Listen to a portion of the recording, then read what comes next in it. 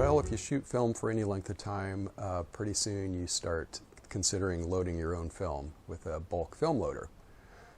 This can bring the cost of shooting down pretty significantly. So I had bulk loaded film of my own back when I was in high school, quite a long time ago. So I kind of knew the basics and I knew the equipment to look for.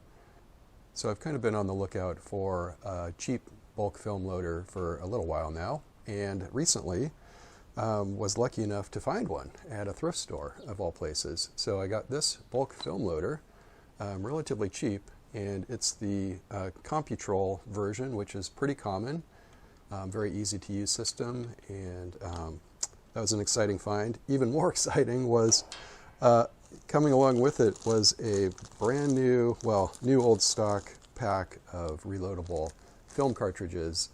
And these are the old metal style, not the current plastic ones. I much prefer these. This was a new package of 10. As you can see, I've since taken a few out, but these are all new, unused.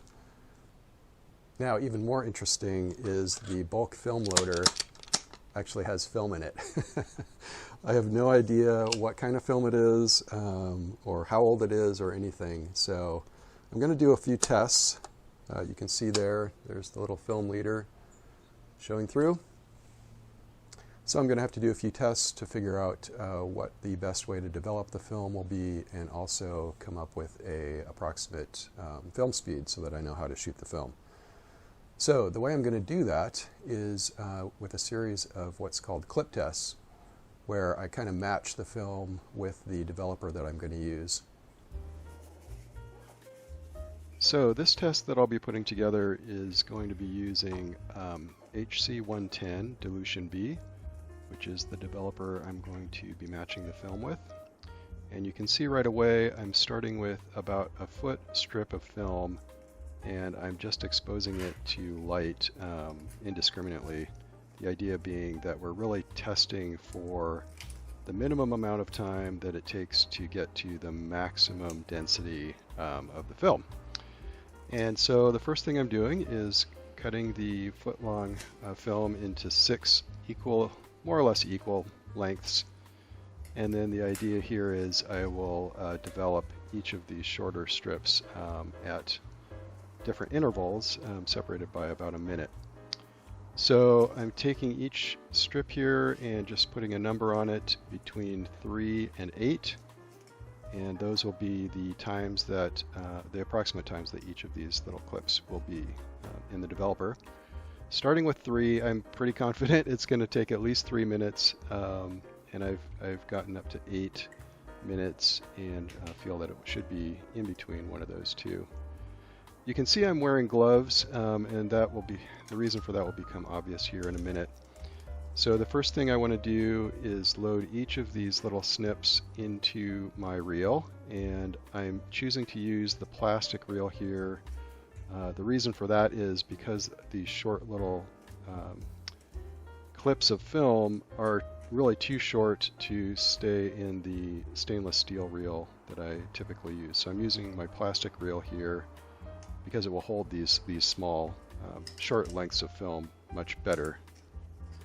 Now, well, while we're waiting for me to load all of these little clips, I do want to mention this is really kind of a quick and dirty way to test your film in Developer.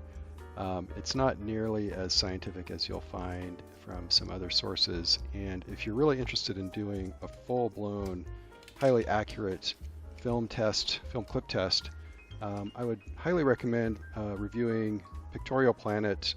John Finch has some great information here on YouTube about how to accurately test your film, and also Matt Marash of Large Format Friday has some additional great testing procedures as well. So I'll leave links for both of those sources.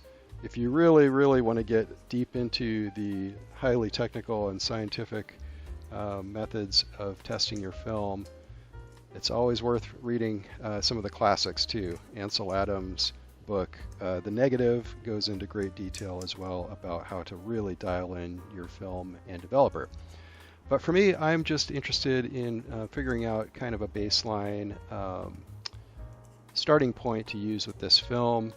in a way that I know I can get out and start shooting right away.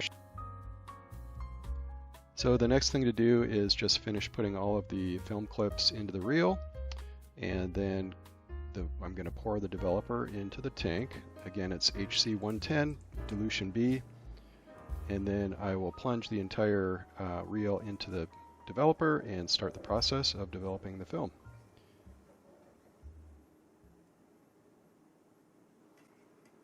So once the film is in the developer, I'll cover it up, and then we'll let that first round sit for 3 minutes.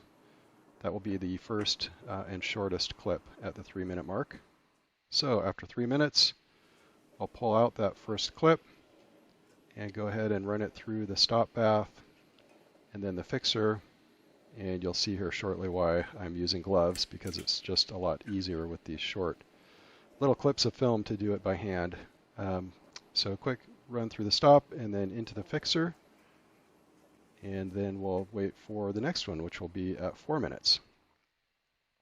So at 4 minutes, I'll go through the same process one more time, pulling out the next clip, which is marked 4, quickly run it through the stop, and so on until I've got through all 8, at each spaced 1 minute apart, and gone through the fix and wash. So here we have the results of the initial development clip test, and I've got these arranged in order from 3 minutes over here on the left out to 8 minutes here on the right. And remember, this film was all exposed to the same light level, so we would expect this to represent the maximum density for each particular development time. And I know it's hard to tell on video differences in hues, but I think even on the video you can certainly tell there's a difference in density between the 3 minute, the 4 minute, the 5 minute, and maybe on video you're even picking up a difference at the 6 minute development time. And when I look at this live, I see a density difference between the 6 minute and the 7 minute. I don't think I can see a difference, or if there is any, it's very small, between the 7 minute and the 8 minute. So I'm going to say for this particular development and film combination, I'm going to use 7 minutes as kind of a baseline development time. And again, remember that is HC110 dilution B. I was developing at 70 degrees, so a little bit higher temperature than you would normally develop at. But by the same token, I didn't use any agitation before the 3 minute mark. So the higher temperature would tend to speed up the development time a bit, but the lack of agitation would tend to draw out that development time a bit. I'm going to just arbitrarily call it a wash between those two effects, and we'll start with 7 minutes with some test film and see how those come out and go from there. Okay, so the next step is to try and figure out what the appropriate ISO is for the film. Film of this age obviously is not as sensitive as it was when it was first manufactured. And on top of that, I don't even know what the film is. So we need to figure out what the film speed should be through a series of pretty simple tests.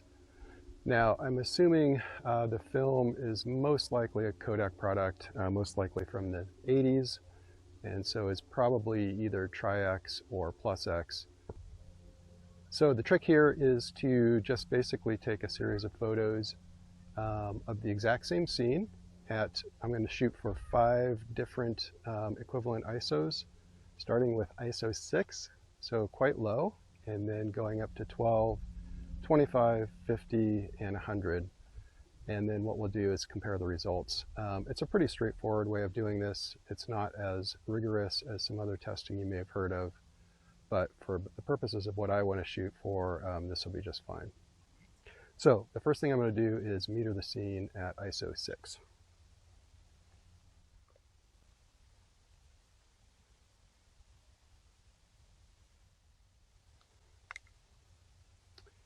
Okay, so at ISO 6, I'm getting at f5.6 a 30th of a second. So we'll base all of our other shots starting from that point.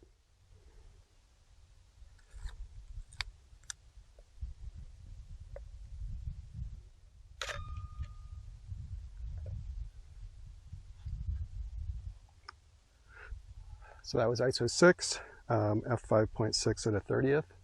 Now I'm going to go to ISO 12. So all I'm going to do is stop down by one stop to f8.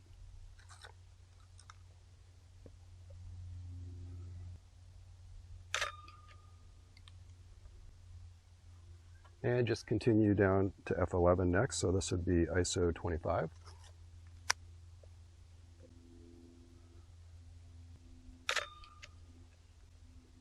And f16, ISO 50.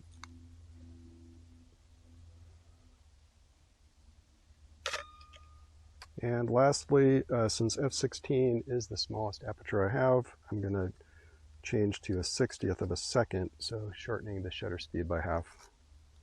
This will be ISO 100. And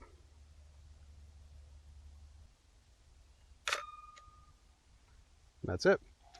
So we'll develop this at the development time that I figured out, and that should give us an indication of what the appropriate ISO should be for this film. Okay, so now that we've taken the test shots, the next step is for us to develop those shots and compare them to one another so that we can determine which of the effective ISOs I've used would be the one I should use for the film. Now, we've already done our test of the developer, so I know the time for the development for this film. Now what I need to do is get the film out of the camera and into the developer tank. Now, the film that I loaded into the film canister, I loaded a complete 36 exposure film canister, but I obviously haven't used all 36 exposures. So what I want to do is just develop the exposures that I've already shot. And the way I'm going to do that is I'm going to cut the exposed film out of the camera and leaving the unexposed film in the film canister. Now, of course, I'll have to do this in complete darkness because it's going to involve opening the camera back with the film not rewound back into the canister. So I need to make sure I'm doing that in complete darkness so that I don't accidentally expose the film, which will not be protected by the camera at that point. So the general idea is in total darkness, I'll open the back of the camera. I will cut the film at about an inch away from the end of the canister. The film that's in the canister I can reuse, so I'll just put the canister aside, again, doing all of this in the dark. Then I'll need to take the film that's been exposed out of the camera and spool it onto the developer reel, and then get the developer reel tank closed back up so it will be back in darkness. Now you can see I've taken the lens off the camera just to make this operation a little bit easier in the dark, because obviously it's going to be easiest if the camera's in this position, and if the lens were still on the camera, that's not very good for the lens, and also you risk just knocking the thing over.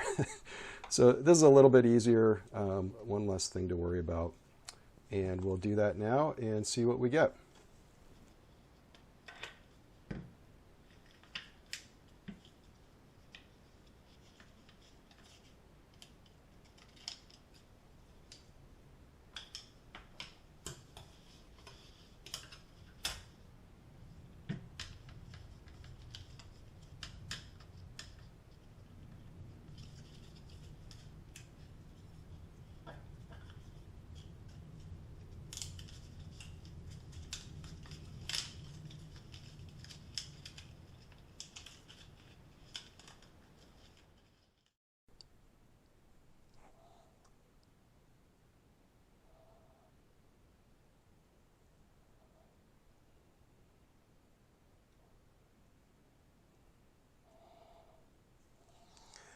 Okay, well, let's take a look at the results here and see what we've come up with. The first thing to note right away is the film actually works. I'm a little bit surprised, to be honest with you. You can see here's where the leader starts, and there's a very clear difference between the part that was exposed outside of the film canister and then the part that has not been exposed. So this gives us a good idea of what the basic quality of the film is right now. It's got a lot of background fog. I don't know if that's coming through on the video or not, but it is quite fogged. However, it still has quite a bit of latitude to produce images. And if we look at these images here, some of these are quite contrasty, which is honestly a little bit surprising. Now, I've been looking for some kind of indication along the edge of the film as to what kind of film this is. The top of the frame, as we're looking at it here, that entire edge is quite black, so I think probably somebody may have opened the loader at some point and exposed this edge of the film. There's a few spots in here where you can see some visible light leak that has come through, so that will affect some of these images, but generally it's confined to just along the edge of the film. But what that means is I can't read any words if there are any on this edge of the film, this top edge here. I can see numbering on the bottom edge, so I can see frame numbering that would be included in the film. And then there's a film identifier E5961. I'm assuming that's a Eastman Kodak number, 5961, but I haven't been able to find anything online about that particular film numbering. So if any of you know what 5961 is, feel free to leave that in the comments below for all of us. Now, so the first few frames here are just some generic frames I had shot at, and I had just used an assumed ISO of 16. You can see they're all kind of overexposed. So when we move down to the test frames that I had shot, those start right here and end right here. And so this first one would be the ISO 6, ISO 12, ISO 25, ISO 50, and ISO 100. And again, I can see quite a bit of light leak that had obviously come through the sprocket holes right through these two frames. So yeah, I do suspect that someone had opened that loader at some point. But interestingly, when we look at these 5 frames, with the ISO 6 clearly overexposed and the ISO 100 is clearly underexposed. There aren't any blacks, well, what would be the negative. So the highlights would be the darkest part of the negative. There aren't any parts of this negative that are very dense. And likewise with the ISO 6, there aren't any parts of the negative that are very thin. So the ISO 6 negative overall is too dense, the ISO 100 negative overall is too thin. So that's good news because that means we have an appropriate range to select from. If I look at these here live, I don't know if you can tell on the video, but the ISO 6 is clearly overexposed. The ISO 12 is also overexposed. The ISO 100 is underexposed. That leaves us with the 50 and the 25. And to my eye, the 50 looks pretty good. Maybe still a little bit underexposed. The 25 looks quite overexposed. So I think we're probably shooting it somewhere between 25 and 50, and maybe leaning more towards the 50. So I would say probably ISO 40 is probably appropriate for this film. So these are actually exciting results, and I'll show you a few scans that I make of these images as well, and continue to shoot.